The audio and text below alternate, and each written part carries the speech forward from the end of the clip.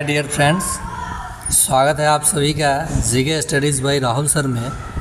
आइए आज के क्लास में हम लोग देखेंगे पूर्णांकों की समझ, यानी ये पूर्णांक इंटीजर्स होते क्या हैं, इनके जोड़ घटाव गुना भाग, जैसे यहाँ पे पूर्णांक क्या होते हैं, बड़ा और छोटा पूर्णांक पहचानेंगे, संख्या रेखा पर पूर्णांकों को कैसे रखा जाता है, कैसे यहाँ से सवाल पूछा जाता है ये देखेंगे। उसके बाद पूर्णांकों का जोड़ घटाव गुना भाग को समझेंगे और कुछ ऑब्जेक्टिव प्रश्नों को लगाएंगे हम लोग, जैसा कि ये सब प्रश्न हो गया। ओके, और ऋणात्मक पूर्णांक का वर्ग और घन क्या होता है ये जानेंगे, और कुछ एक्स्ट्रा सवाल जो कि परीक्षाओं में पूछा जाता है उसे समझेंगे, देखेंगे, बनाएंगे। तो आइए स्टार्ट किया जाए क्लास को। साथ ही साथ अगर आप चैनल पर नए हैं तो चैनल को सब्सक्राइब कर लीजिए। बीपीएससी टीआरडी 4 सक्षमता 3 सीटेट दिसंबर 2024, जेटेट जेएच टेट यानी झारखंड टेट का एग्ज़ाम एक्सटेंड हो गया है। सैनिक स्कूल इन सभी परीक्षाओं के लिए काफ़ी महत्वपूर्ण होगा। चलिए पहला समझते हैं पूर्णांक ये होता क्या है। तो देखिए जीरो आपने लिखा, यहाँ कलर बदल देता हूँ।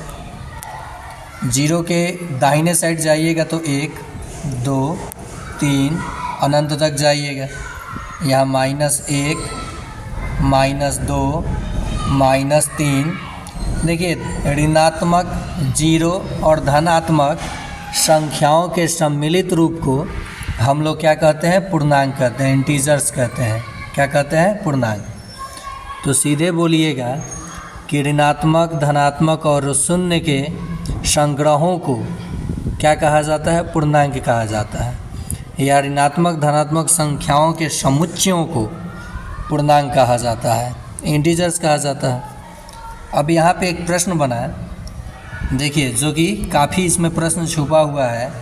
जीरो से बड़ा सभी धनात्मक पूर्णांक, प्लस देने का मतलब धनात्मक समझिएगा और माइनस देने का मतलब ऋणात्मक समझिएगा। ठीक, माने सभी ऋणात्मक पूर्णांक से जीरो बड़ा होता है और सभी धनात्मक पूर्णांक से जीरो छोटा होता है। मतलब कहने का आशय ये है कि -2 से और जीरो में कौन बड़ा होगा, तो जीरो बड़ा होगा। कौन बड़ा होगा, तो जीरो बड़ा होगा। और 2 और जीरो में कौन बड़ा होगा, तो 2 बड़ा होगा। तो जितने भी धनात्मक पूर्णांक होंगे वो जीरो से बड़ा होंगे और जितने भी ऋणात्मक पूर्णांक होंगे वो जीरो से छोटा होंगे। जैसे एक प्रश्न आया ऑब्जेक्टिव, मान लीजिए आप लोगों के लिए यहाँ कि विच इज़ ग्रेटर, सबसे बड़ा कौन है, which is greater. Option A है -7, ऑप्शन बी है -3, ऑप्शन सी है -8, ऑप्शन डी है 0। तो मैंने अभी कहा था कि जीरो सभी ऋणात्मक पूर्णांक से बड़ा होता है, तो ये सब ऋणात्मक है, जीरो है, तो ये जीरो सबसे बड़ा हो जाएगा। समझ गए होंगे आप लोग। अब ज़ीरो जो है सभी धनात्मक पूर्णांक से क्या होता है, छोटा होता है। और एक नोट यहाँ जान लीजिए, नोट, जो जीरो है न तो धनात्मक पूर्णांक है और न ही ऋणात्मक पूर्णांक है। मतलब कि जीरो ना पॉजिटिव है ना निगेटिव है। Zero can not be negative या पॉजिटिव इंटीजर। तो ज़ीरो क्या है, स्वतंत्र है, इंडिपेंडेंट है। अब आ गई बात, यहाँ समझ गए कि जीरो से सभी ऋणात्मक पूर्णांक बड़ा और छोटा। नोट नंबर 2 जानिए, जैसे -5 है, -8 है, -11 है और -24 है। तो इसमें सबसे बड़ा और सबसे छोटा पूछे तो सीधी सी बात आप याद रखिए कि माइनस लगा हो, जो सबसे छोटा दिखेगा वो सबसे बड़ा होता है। ये कम कर्ज में है तो ये सबसे बड़ा है, और जो सबसे बड़ा दिखेगा ये सबसे छोटा हो जाएगा। माइनस लगा होगा तब, मतलब ऋणात्मक पूर्णांक में संख्याएं कहाँ से शुरू होंगी, -1 -2 -3 -4। तो -4 -3 से क्या होगा, छोटी होगी। समझ गए होंगे आप। जैसे यहाँ प्रश्न आएगा कि निम्नलिखित में से, यहाँ निम्न में से खूब अच्छे से बेसिक से गणित सीखिए। निम्न में से सबसे बड़ा है, सबसे बड़ा है। अब आपका ये है -8, -11, -20 और -24। ऑप्शन ए है -24, ऑप्शन बी है -20 और ऑप्शन सी है -8। इतना ही ऑप्शन है और ये 2 नंबर प्रश्न मान लीजिए आप लोग। तो इसका जवाब आप लोग कमेंट में दीजिएगा। समझ गए होंगे। तो अब हम लोग देखेंगे बड़ा और छोटा पूर्णांक। तो ये तो आप समझ गए कि 0 सभी ऋणात्मक पूर्णांकों से क्या होता है, बड़ा होता है, और 0 से सभी धनात्मक पूर्णांक क्या होते हैं, बड़े होते हैं। ये अच्छे से आपने सीख लिए थे, छोटा और बड़ा पूर्णांक समझ गए होंगे। तो जब इससे माइनस ऋणात्मक पूर्णांक से 0 बड़ा है और 0 से धनात्मक पूर्णांक बड़ा है, तो निश्चित ही ऋणात्मक से सभी धनात्मक बड़ा होगा ना। रीजनिंग पे ऐसे सवाल पूछता है। समझ गए होंगे ये बड़ा छोटा का खेल। एक और सवाल यहाँ आप बनाइएगा 3 नंबर। कलर दूसरा ले लेता हूँ क्योंकि प्रश्न का कलर भी यही है। 3 नंबर प्रश्न बनाइएगा कि सबसे छोटा पूर्णांक है निम्नलिखित में, यहाँ लिख लेंगे निम्नलिखित में सबसे छोटा पूर्णांक है -11, 0, 8, -17। ऑप्शन ए है 0, ऑप्शन बी है -17, ऑप्शन सी है -11 और ऑप्शन डी है 8। कमेंट में जवाब ज़रूर दीजिएगा। अब हम लोग संख्या रेखा पर पूर्णांकों को समझेंगे। देखिए ये कोई संख्या रेखा हो गया, कहीं भी एक्सटेंड किया जा सकता है। तो ये 0 हम यहाँ नोट कर लिए, कलर बदले। 0 नोट करने के बाद 0 के दाहिने तरफ इस साइड अगर आप जाइएगा तो सभी ये समान दूरी पे, समान अंक, मतलब एक एक यूनिट पे मैंने दूरी मेज़र कर लिया। तो ये 1 है, 2 है, 3 है। इधर भी समान दूरी पे आइएगा बाएं साइड तो ये ऋणात्मक पूर्णांक होगा, -1, -2, -3। आप चाहे ये बॉक्स जितना दूरी का लेना चाहे ले सकते हैं, लेकिन ये 2 के अंतराल के बीच गैप समान होना चाहिए। छोड़िए ये समान असमान क्या है। 0 के दाहिने तरफ सभी धनात्मक पूर्णांक होते हैं और 0 के बाएं तरफ सभी ऋणात्मक पूर्णांक आते हैं। तो जितने भी ये धनात्मक पूर्णांक होंगे, जितने आगे आप जाइएगा वो बढ़ते जाएगा, लेकिन ऋणात्मक पूर्णांक उल्टा होता है, जितने आगे बढ़िएगा उतना ये घटता जाएगा। समझ गए। तो यहाँ ये खेल खत्म।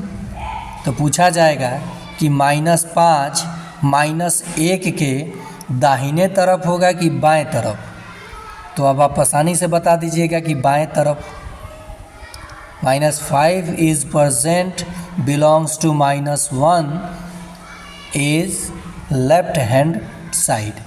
क्यों? क्योंकि -1 के बाद तो इधर 0 धनात्मक हो जाएगा। या देखिए एक सवाल और पूछता है, यहाँ पूर्णांक में ये भी पूछा जा सकता है, -5 और 2 के बीच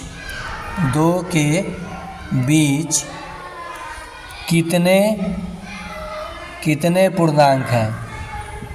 how many integers between -5 and 2। ये आपको बताना है।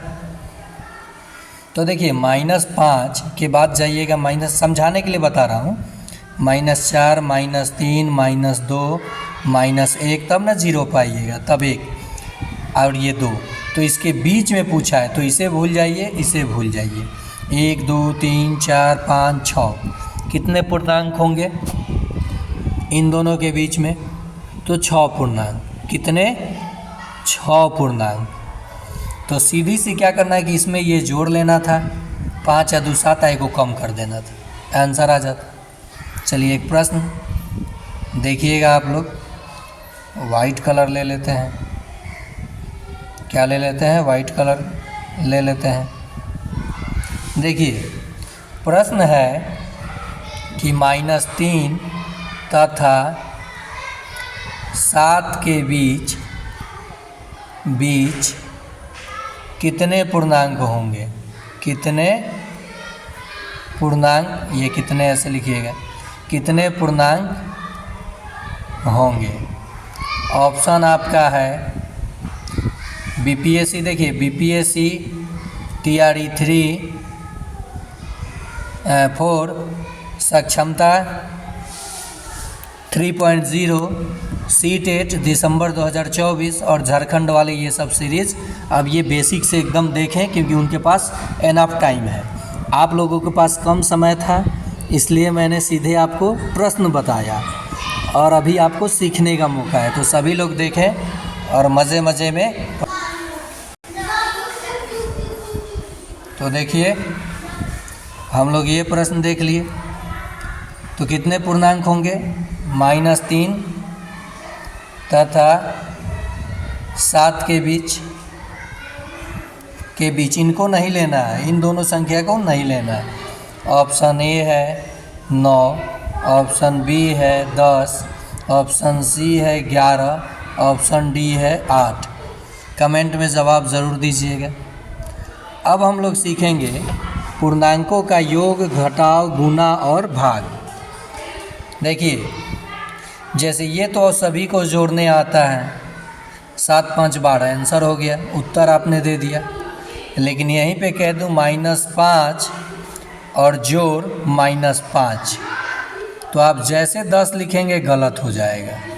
माइनस में माइनस जुटेगा तो, लेकिन चिन्ह रहेगा माइनस कहीं कर्ज में ही है, आंसर क्या होगा -10 आंसर हो जाएगा।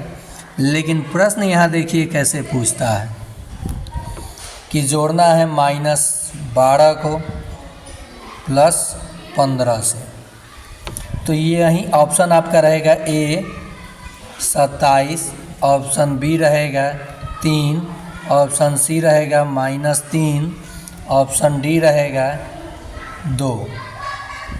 तो देखिए ये तो माइनस है, ये प्लस है, प्लस वाला बड़ा है 15, 15 में से 12 घटा तो हमको लगता है कि 3 बचा, तो 3 आंसर हो जाएगा। समझ गए आप लोग। तो यहाँ ये 4 नंबर प्रश्न का आप लोग जवाब देंगे। 4 नंबर प्रश्न का ये सक्षमता 1 2 में आया प्रश्न है और 3 में भी बिल्कुल आएगा ही आएगा। तो सक्षमता 3.0 के लिए जो भी लोग बच गए हैं आप पता कर लें सक्षमता 2 वालों से कि जीके स्टडीज़ कितना हेल्पफुल रहा। अगर वो कहेंगे सब्सक्राइब कीजिए तो कीजिएगा, नहीं कहेंगे तो मत कीजिएगा। चलिए, और पसंद आए तो लाइक कीजिएगा, नहीं आए तो नहीं कीजिएगा। तो प्रश्न का जवाब आप लोग कमेंट में देंगे।